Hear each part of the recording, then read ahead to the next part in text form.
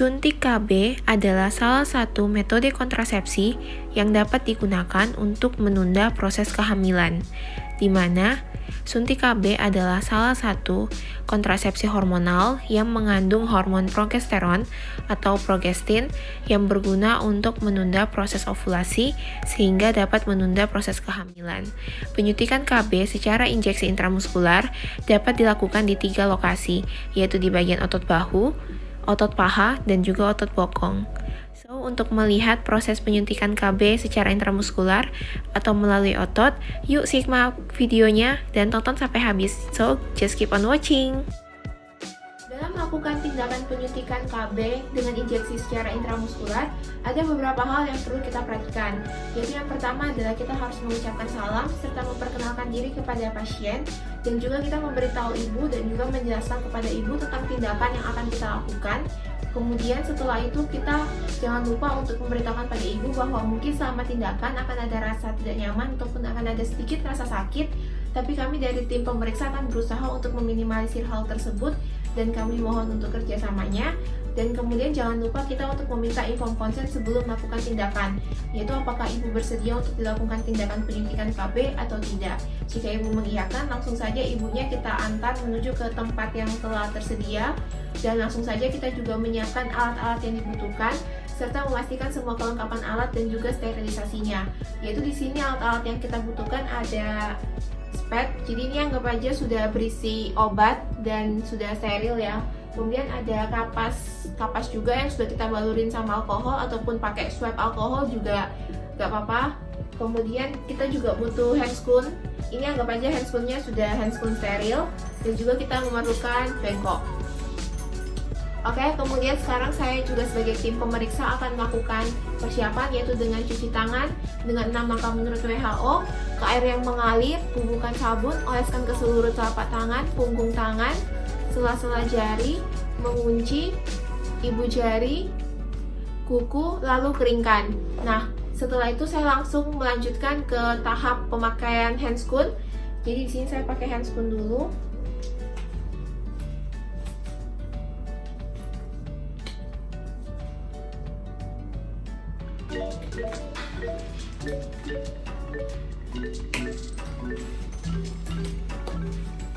Oke, setelah saya pakai handscoon, selanjutnya saya akan menentukan tempat di mana saya akan melakukan tindakan penyuntikan.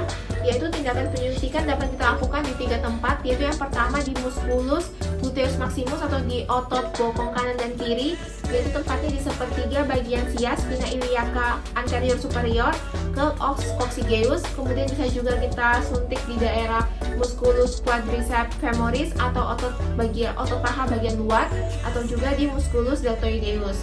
Nah, kemudian setelah kita menentukan area tempat penyuntikan, kita pastikan bahwa area penyuntikan itu sudah terlepas dari pakaian. Minta ibunya untuk membebaskan area yang mau kita suntik itu dari pakaian. Kemudian selanjutnya kita oleskan dengan kapas alkohol ataupun dengan swab alkohol di daerah tempat penyuntikan. Jadi misalnya di daerah sini ya kita mau melakukan tindakan, jadi kita swab atau kita oleskan dengan arah sirkuler dari dalam keluar. Nah, setelah selesai, kapasnya ini kita buang ke bengkok, lalu kita membiarkan dulu sampai kering tangan kiri kita untuk menegangkan kulit dari ibunya, dan jangan lupa untuk meminta ibunya untuk relax saja, nggak usah takut karena nggak akan sakit. Kemudian selanjutnya kita buka spet dengan one hand method. Kemudian caranya itu untuk melakukan injeksi secara intramuskuler itu harus tegak lurus dengan permukaan kulit atau 90 derajat. Jadi kita langsung tusukkan dengan sudut 90 derajat, jadi tegak lurus dengan permukaan kulit. Oke, kemudian setelah itu kita aspirasi sedikit untuk melihat apakah ada darah atau tidak, apakah pada saat kita melakukan tindakan terkena pada neurovaskular atau tidak. Ketika kita aspirasi tidak ada darah, maka kita lanjutkan untuk meneruskan memberikan obat perlahan sampai selesai. Ketika selesai, kita langsung ambil kapas yang baru lagi, ditekan di daerah penyuntikan, lalu suntiknya kita keluarin secara perlahan-lahan. Lalu kita tutup kembali suntikan ini dengan one hand method. Lalu setelah selesai, kita langsung letakkan sput ini di bengkok.